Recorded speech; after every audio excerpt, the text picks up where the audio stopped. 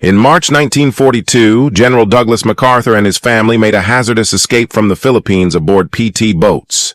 Lieutenant John Bulkeley felt an uneasy premonition when MacArthur summoned him for an informal lunch at the general's headquarters perched atop Corregidor's highest point. The island's ridge looked out over a theater of destruction, while nearby on Bataan, American and Filipino forces were besieged by a powerful Japanese army. By March 1, 1942, MacArthur's men were desperately short of ammunition and supplies. Ravaged by tropical disease and without reliable air cover, yet the unit that would come to be called the Battling Bastards of Bataan stubbornly held its ground. It was painfully clear their endurance could not last forever, so when President Franklin D. Roosevelt ordered MacArthur to withdraw to Australia, the general set about plotting an escape that would partly rely on the small, fast PT boats. After the meal, MacArthur walked Bulkley to a nearby field blighted by wreckage and pockmarked with Japanese bomb craters. There, with the ruined landscape as a backdrop, the general explained that he had been directed to go to Australia and planned to return with forces to relieve the vastly outnumbered garrison. He asked Bulkley to run the Japanese air and sea blockade off the coast of Luzon and convoy him to Mindanao, roughly 580 miles to the south, from where MacArthur would proceed to Australia with a small party.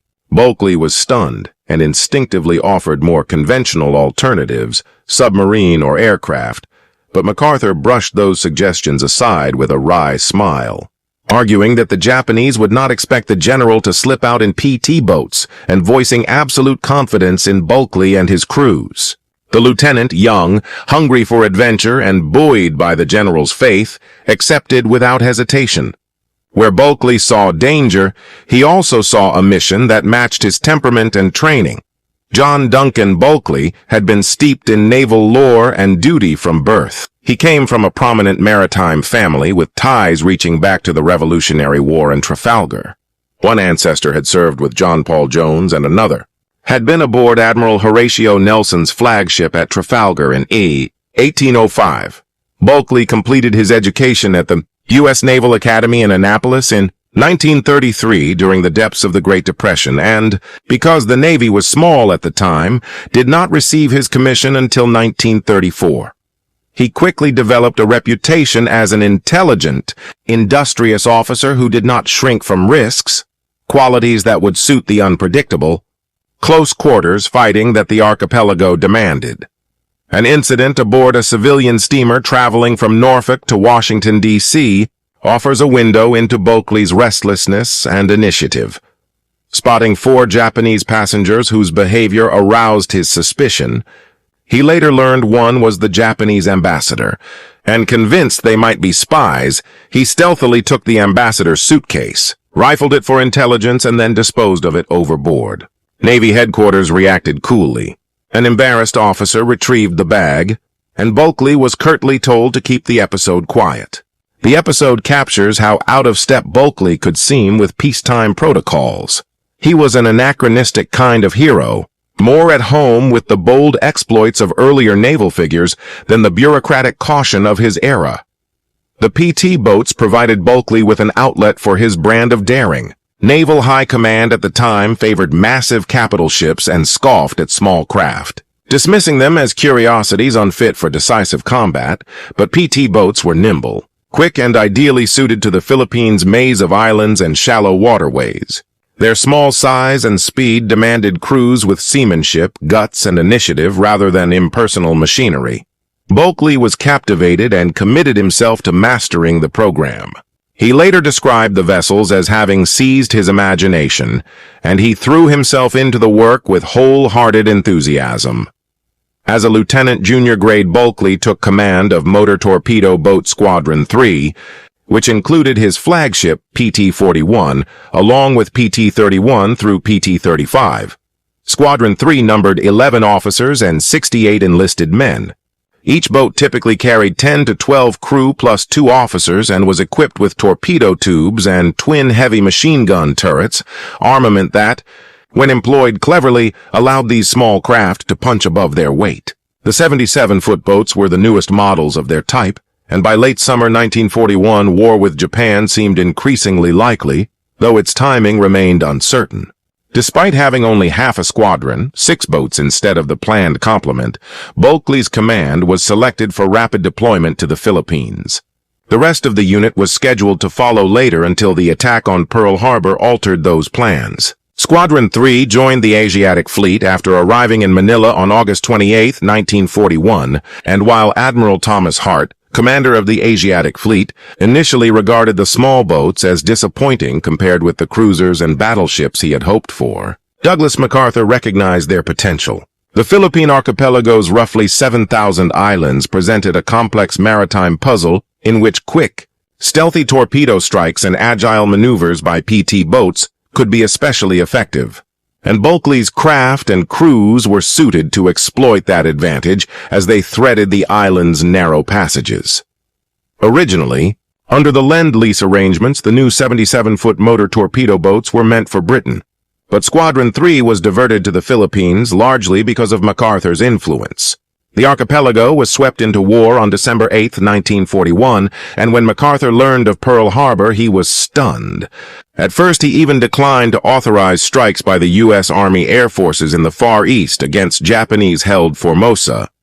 Fog-shrouded airfields and mistakes by several of MacArthur's subordinates made matters worse, and the Japanese secured tactical surprise when they struck Clark Field roughly 9 hours after Pearl Harbor, leaving MacArthur's air arm virtually destroyed on the ground.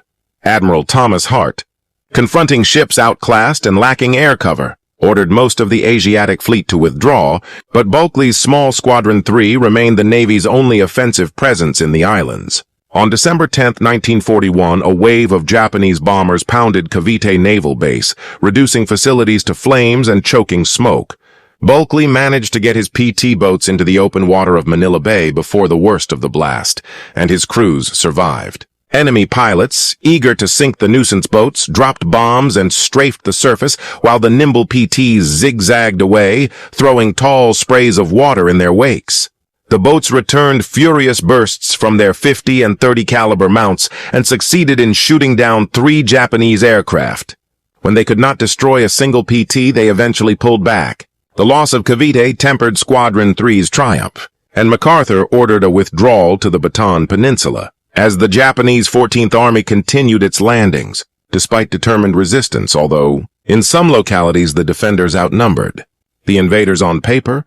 That numerical advantage often proved largely symbolic. The American 31st Infantry and the veteran Philippine Scouts, together numbering roughly 1,000, formed the core of the defense, while much of the rest were raw recruits lacking training and equipment. By March 1942, Filipino and American troops had been fighting continuously for about 3 months. MacArthur projected a defiant front, promising reinforcements were coming, yet he privately understood the Philippines had been deprioritized by Washington's Europe First strategy. With the Japanese stringing together victories and Allied forces stretched across many theaters, MacArthur's stubborn stand nonetheless provided Americans an important emblem of resistance. President Roosevelt faced a difficult choice. MacArthur was one of America's most famous and theatrical generals, beloved by the public but distrusted by the president, who feared a potential political rival. Japanese propaganda even claimed MacArthur would be tried and hanged in Tokyo, a fate the U.S. could not allow. After the fall of Singapore and the devastating air raid on Darwin on February 19th, Australia appeared at risk, and MacArthur's long tenure in Asia made him strategically and politically valuable. To reassure allies, stabilize the Southwest Pacific situation, and preserve a powerful symbol of American resolve, Roosevelt ordered MacArthur evacuated to Australia. MacArthur's immediate reaction was outrage. He denounced the order as a humiliating display of weakness, dramatically brandished a paper said to bear his resignation, and declared he would remain and fight on Bataan as a volunteer. Whether that outburst was genuine or theatrical is hard to know. But after calming, he agreed to begin the journey and chose to make the first leg by PT boat, a decision that ran counter to reason. Since Admiral Hart and others had already escaped by submarine, MacArthur and his party were originally meant to reach Mindanao by submarine and then board B-17, flying fortresses for the flight to Australia. But the general was adamant. It would be by PT boat or not at all. And Bulkley had MacArthur's full confidence. For months, Bulkley had been reporting to MacArthur nearly every day and had struck up an easy rapport with a younger lieutenant whose brash, flamboyant manner matched Bulkley's own boldness despite their different ranks and services. MacArthur took to calling the younger officer the bold buckaroo. The thought of being trapped inside a submarine after a possible depth charge attack repelled the general. He would rather risk open seas than spend hours in a steel coffin, and he was determined to evade the Japanese blockade, which many regarded as nearly impenetrable. By early March, Bulkley's boats were in poor shape after repeated sorties and air raids. The December 10th destruction of the Cavite base had cost many craft and left spare parts scarce. The submarine tender Canopus worked flat out to patch damaged gear and fabricate parts, but frequent daylight bombing made repairs slow and erratic, and Bulkley grew suspicious when the squadron's precious fuel supply was tainted. Kegs of gasoline were found to contain soluble wax that clogged strainers and carburetors. Blocks of paraffin were even discovered in some drums brought aboard by Filipino guards, and Bulkley ordered the watchmen detained as saboteurs, angrily saying he wished he could shoot the bastards himself. Crews eventually learned they could remove much of the wax by straining the fuel through an old army hat. Yet engines still demanded constant inspection, and there was no guarantee they would run dependably each day. Japanese naval activity nearby increased, and radio broadcasts announcing that MacArthur would assume command in Australia only amplified enemy zeal to capture him before he could escape. 4 PT boats were chosen for the breakout and were to depart from separate locations to avoid drawing attention. They would rendezvous outside the minefields at the entrance to Manila Bay near Corregidor on the night of March 11, 1942. At 8 p.m., Bulkley's PT-41 would carry General and Mrs. MacArthur, their 4-year-old son Arthur, and the family's Chinese nanny, while General Richard Sutherland, Lieutenant Colonel Sidney Huff, Captain Herbert Ray, and Major Charles H. Morehouse, MacArthur's personal physician, would also sail aboard. MacArthur's chief of staff would travel on PT-34 with staff officers, including Captain Joseph Pickering, Colonel Charles Stiers, General Richard Marshall, the deputy chief of staff, and Admiral Francis W. Rockwell, head of the 16th Naval District. PT-32 and PT-35 were similarly loaded with staff personnel. Despite the great hazards, the escape had been carefully arranged. If warships intercepted them, PT-41 would attempt to flee, while the other boats used evasive maneuvers to delay and distract attackers. The small convoy threaded out into the night, briefly sighting the vague outline of Bataan before turning into the Mindoro Strait to avoid Cabra Island and then steering southeast into the Sulu Sea. At first, the water lay relatively calm for sailors, but soon a stiff wind whipped up heavy swell, 15 to 20-foot waves, and many on board, accustomed to land life, grew nauseated almost immediately. General MacArthur himself suffered severely, vomiting repeatedly into the churning sea until he could only lie prostrate on a mattress, his face ashen and hollow-eyed from continual retching, soaked by waves smashing over the bow and stung by spray that felt like pellets. He endured physical and emotional torment, haunted by the thought that he was abandoning his troops to capture or death. Curled in the dark interior of PT-41, battered by the elements and his own raw feelings, he experienced perhaps the hardest hours of his life. By about 3 in the morning, the 4 boats had lost radio contact. The next planned meeting point was Taguan Island, where they were to rejoin and keep watch for enemy aircraft. MacArthur's party originally intended to reach Mindanao by submarine and then fly on B-17s to Australia, but the general insisted on leaving only by PT boat, and Bulkley enjoyed his complete confidence. For weeks, Bulkley had checked in with MacArthur almost daily and had formed a rapport with a younger lieutenant whose flashy, daring manner mirrored Bulkley's own esprit despite their different branches and ages. And MacArthur, amused, dubbed the youthful officer the bold buckaroo. The thought of being trapped in a steel tube beneath the waves after a depth charge attack repelled MacArthur. He preferred the openness of the surface to the claustrophobia of a submarine, and the challenge of piercing what many believed to be an almost impenetrable Japanese blockade appealed to his combative instincts. By early March, Bulkley's boats were badly worn from repeated sorties and airstrikes. The December 10th raid that wrecked Cavite had cost them valuable hulls and consumables, and spare parts were scarce. The submarine tender Canopus labored to patch engines and fashion replacements, but frequent daylight bombing runs hampered repairs and created a backlog. And morale dipped further when the squadron's fuel supply was found contaminated. Drums contained soluble wax that clogged strainers and carburetors, and, worse, blocks of paraffin were discovered hidden among the kegs brought by Filipino guards.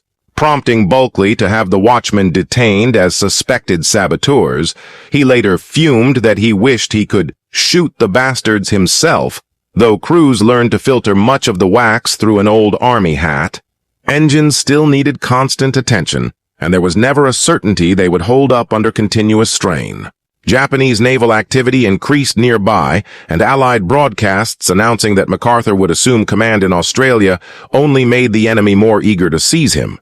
To lessen the risk of leaks or spies, 4 PTs were chosen to break out, each departing from different points and scheduled to rendezvous outside the minefields at the mouth of Manila Bay near Corregidor on the night of March 11, 1942 at 8:00 p.m. PT-41. Under Bulkley would carry General and Mrs. MacArthur, their 4-year-old son Arthur and the family's Chinese nanny, plus General Richard Sutherland, Lieutenant Colonel Sidney Huff, Captain Herbert Ray, and Major Charles H. Morehouse, MacArthur's physician.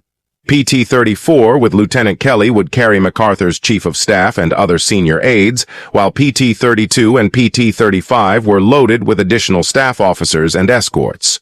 The plan accounted for contingencies. If confronted by a warship, PT-41 was to attempt to flee, while the other boats staged delaying maneuvers to draw off attention, and every leg of the voyage required careful speed and course choices to avoid mines, patrols, and coastal batteries. The little convoy slipped into the night, barely glimpsing Baton's dim outline before turning into the Mindoro Strait to bypass Cabra Island and then steering southeast into the wide Sulu Sea. At first, the water seemed benign to seasoned sailors, but a stiffening wind soon heaved up a heavy swell of 15 to 20 feet that quickly sickened many of the land-bound passengers. MacArthur, who had already been strained by the stress of command, was among those worst affected. He vomited repeatedly into the boiling sea until he could do little but lie prostrate on a mattress, pale, hollow-eyed, and soaked by waves that smashed across the bow while salt spray stung like fine pellets. Beyond the physical misery, his mind was racked by guilt and fear. Images of abandoned troops and the prospect of capture haunted him and left him alternately numbed and emotionally raw. In the darkness before dawn, other perils surfaced. PT-32's young commander Vincent Schumacher sighted an odd silhouette astern and, after weighing options and considering opening fire, elected instead to jettison spare fuel drums to lighten his boat. Only then did he realize through his binoculars that the unknown craft was PT-41 itself, and the two boats collided, a mistake that could have been fatal had weapons been unleashed. Bulkley rebuked Schumacher sharply, reminding him that any salvo might have killed everyone aboard PT-41. The damaged boats limped to Taguan to rejoin PT-34 under Kelly, but there was no time to rest, and Bulkley fretted over the absent PT-35. An urgent conference on board debated whether to transfer to the submarine permit when it arrived the next day or press on by PT. Admiral Rockwell argued to continue by surface craft since permit's arrival was uncertain, and Bulkley, although anxious about the open ocean, advised a 6 o'clock evening start for the final leg. MacArthur, invoking a desire to move while there was still light, decided they would go by PT despite the greater risk. Schumacher agreed to stay at Taguan to notify. Permit that PT-41 and PT-34 were heading for Mindanao and then to steam to a nearby port about 125 miles for repairs and fuel before continuing to Cagayan. As predicted, the sea worsened. The squadron encountered squalls, heavy swells, and a southerly horizon that betrayed the silhouette of a Japanese cruiser closing the gap. Whereupon Bulkley ordered full speed west into the setting sun to throw off any pursuit. For a time the ploy worked. But the weather again turned vicious, with waves threatening to swamp the small craft and men fearing to be swept overboard after 2 days with little sleep. Navigation relied largely on dead reckoning, for the crews were unfamiliar with these waters. And at around 2 in the morning they skirted Salino Island, and after rounding Negro's southern tip, blinding Japanese searchlights stabbed the night and shore batteries began to bark. By an odd mercy, the enemy briefly mistook the noise for aircraft rather than surface boats, allowing the PTs to slip by, but the ordeal left everyone worn ragged. MacArthur, already drained physically, suffered a deeper collapse.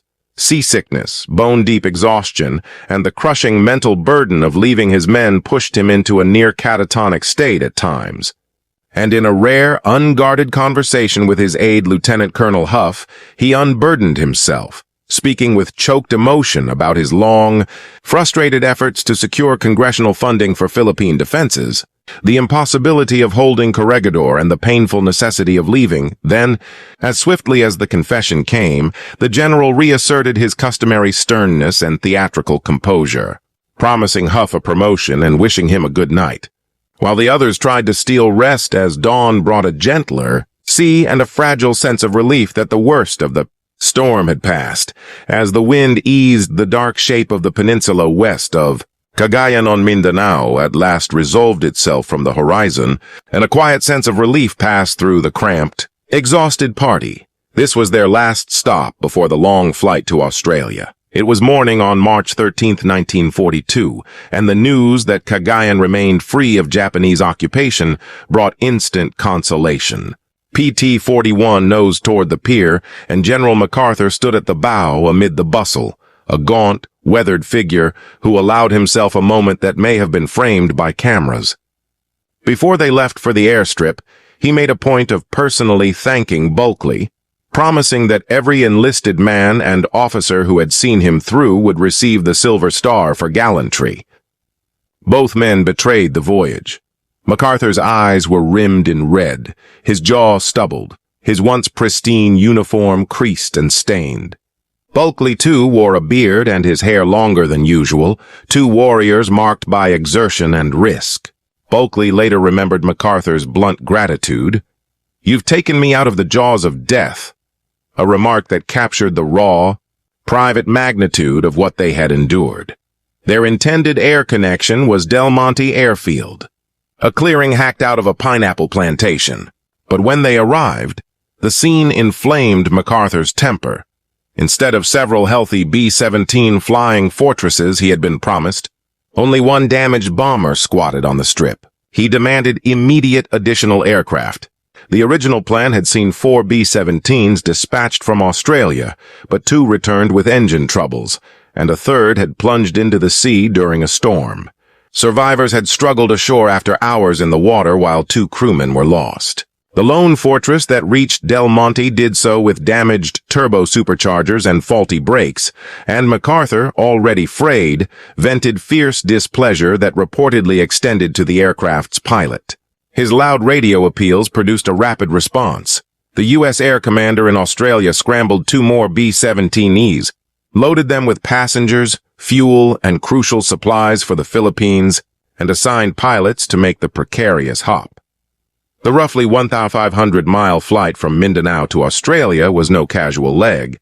The route skirted near Japanese air bases and would require endurance and luck. The 2 newly sent fortresses arrived at Del Monte late on March 16th, and, with one of the 3 planned aircraft unable to depart Australia because of a fuel leak, the decision was made that the 2 serviceable bombers would suffice. Crowded and heavily laden, the aircraft strained down the runway shortly after midnight on March 17th, engines laboring and coughing as they fought to lift their burden. The long flight left many aboard green and miserable with air sickness. Both MacArthur and his 4-year-old son Arthur were so exhausted they needed intravenous fluids upon arrival. As the formations neared Darwin, pilots were advised Japanese forces were attacking the intended field, and both planes were diverted to Bachelor Field some 45 miles south. From Bachelor, the party transferred to Australian National Airways DC-3s for the next leg to Alice Springs, the nearest railhead. MacArthur refused to fly again and elected a special train to Adelaide while staff continued by air, a narrow-gauge steam engine hauling 3 wooden carriages across 1,028 miles in roughly 70 hours. The reception in Australia brought a harsh truth. Washington's assurances of a substantial buildup of troops, supplies and equipment proved inflated compared with the actual situation on the ground. MacArthur had been told he would find a strong force ready to support a return to the Philippines, but the reality fell short of that promise, and the realization stung. Still, when he stepped from the train at Harrowing on March 20th, he set aside disappointment and struck a defiant public posture, delivering his famous pledge, "I shall return." In strategic terms, Roosevelt's insistence on evacuating MacArthur proved sound. As a skilled, if sometimes controversial commander with deep knowledge of the Far East and a powerful symbolic value to the American public, his survival mattered for Allied morale and diplomacy. Yet the PT boat leg of his escape had been recklessly hazardous. The boats were worn, spare parts scarce, the sea and weather capricious, and enemy patrols and batteries lurked nearby. That luck and poor visibility masked their movement rather than careful planning amounted to a dangerous gamble. Had the flotilla been intercepted, captured, or lost, MacArthur's dramatic extraction might have become another tragic coda to the early Allied defeats instead of the rallying point it became. Instead, he reached Australia and went on to shape some of the most consequential campaigns